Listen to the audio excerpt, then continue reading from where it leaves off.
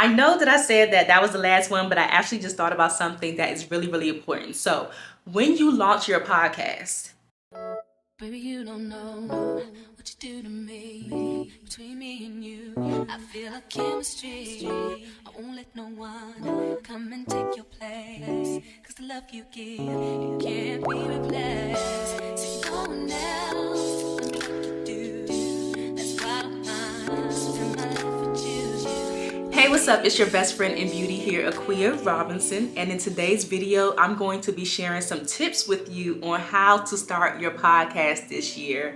Podcasting has blown up over the last few years, and it has become one of the go-to resources for sharing ideas, sharing stories, and just connecting with your audience. So if you have been saying, oh my God, I want to start a podcast for at least like 2 years now, you are in the right place, because we about to cut all of that out. I'm about to give you some tips so you can go ahead and start that podcast for real this time, okay? So I have been podcasting for almost 4 years. I am the host of the Friends in Beauty podcast. I release episodes every single Wednesday, and I am proud to say that within my almost 4-year journey, I have not missed a single week of uploading an episode. So in my humble opinion, I feel like starting a podcast is pretty simple to start, but maintaining that consistency is where people get stuck. But we're here to talk about starting today. So if that's something that you're interested in, let's go ahead and dive into it. So the first step in starting a successful podcast, because we want to be successful, right? So the first step in starting a successful podcast is finding your niche or niche. I like to say niche. Finding your niche. What are you going to talk about?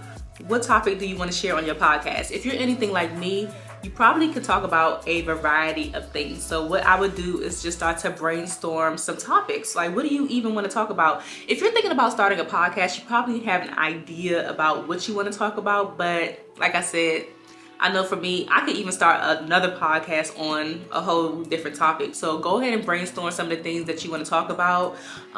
Is it anything that you're good at? Are you an expert in any kind of field? Do people come to you and ask advice on a particular topic? What could you talk about if you were not getting paid for it? That's a good one. What could you talk about if you were not getting paid for it? Are there any unanswered questions that you still have around a particular topic? Whatever it is, go ahead and jot down some ideas and find your niche so that we can move on to the next step. So once you've identified your niche, you're gonna go ahead and research your target listener or your target audience. Who is that person that needs your podcast? It's probably somebody in your life right now who needs the information that you're going to deliver. Research your target listener. If you're an entrepreneur, you're probably very familiar with doing like ideal client avatars. All businesses have one where they just have like this poster child for who they're trying to sell their products to. Is exactly the same thing with the podcast. Think about this person in detail as far as the things that they like, the dislikes, their marital status, what kind of work they do, where they hang out on social media, where they hang out in real life, of course. And then also think about what concerns do they have as it pertains to your podcast topic. These are all things that you want to take note of so that when you do start your podcast, you're actually creating the content that matters to them, and you'll be very successful because they'll keep coming back for more. Okay, so step number 3, once you have narrowed down your topic, because like maybe you're still stuck on all the things that you could talk about, let's narrow it down to 3. So if you have narrowed it down to 3 things, go ahead and research at least like 5 to 10 other podcasts that cover the same topic and see what they're doing that's working. Just take an audit of it, okay? Listen, tune in. What are they doing that's working that you like? What are some things that they're not doing, and how can you fill in the gap?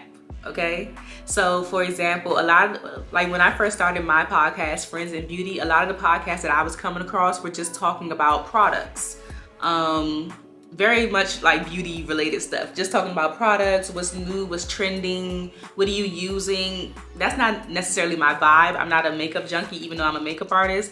I wanted to kind of dig into people's stories and their backgrounds and how they got to where they are. Those are the things that's important to me. So that's kind of how I feel like I filled in the gap in the beauty space, is talking about something different. Like we all could talk about makeup. We can go on YouTube and find a million videos about products, but I want to know about the person. I want to know about what's in here and like their personal journeys for how they got to where they were. So That's one thing I would suggest, is like doing your research and finding where you can be different in the space, because a lot of people are going to tell you this, that, oh my God, you want to start a podcast? Everybody and their mama has a podcast. You'll hear people say that all the time. Everybody and their mama don't have a podcast. There are a lot of podcasts out there, but as I mentioned earlier, the hardest thing is staying consistent.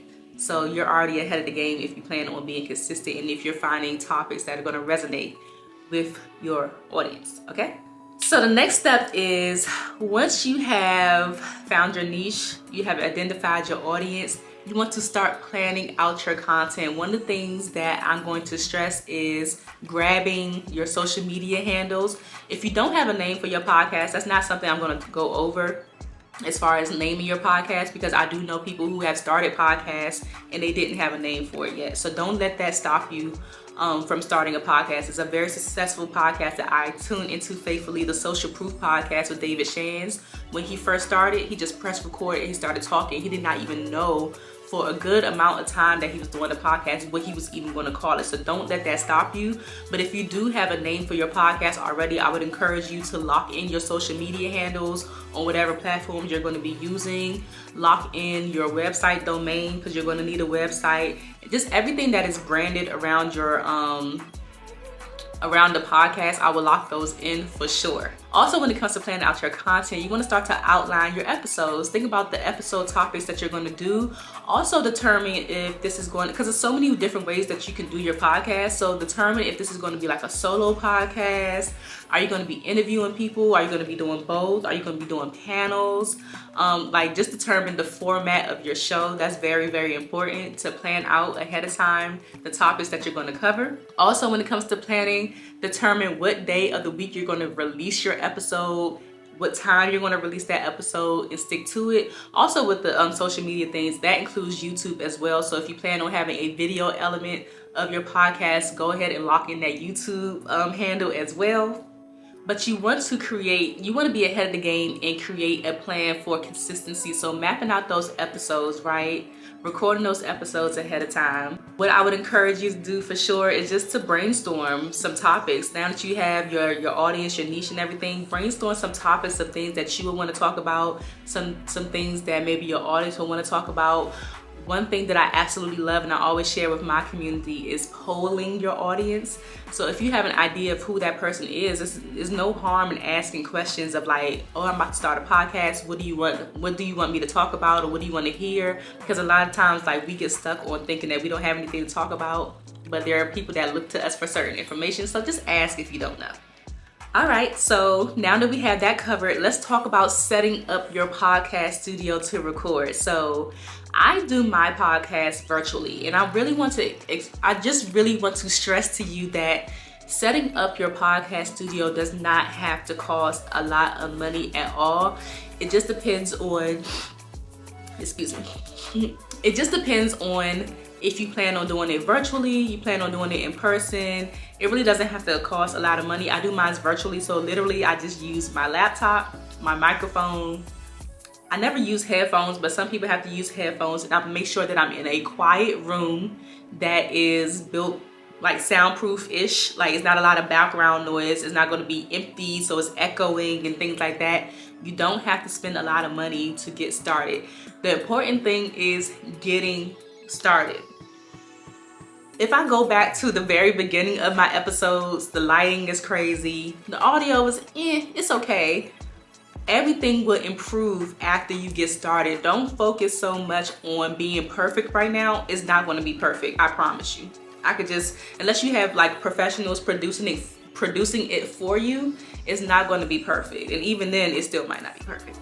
But the key is to just get started. Don't worry about spending a lot of money on a lot of equipment right now. A good microphone doesn't have to cost that much. I'll leave some resources down below for like microphones and stuff like that.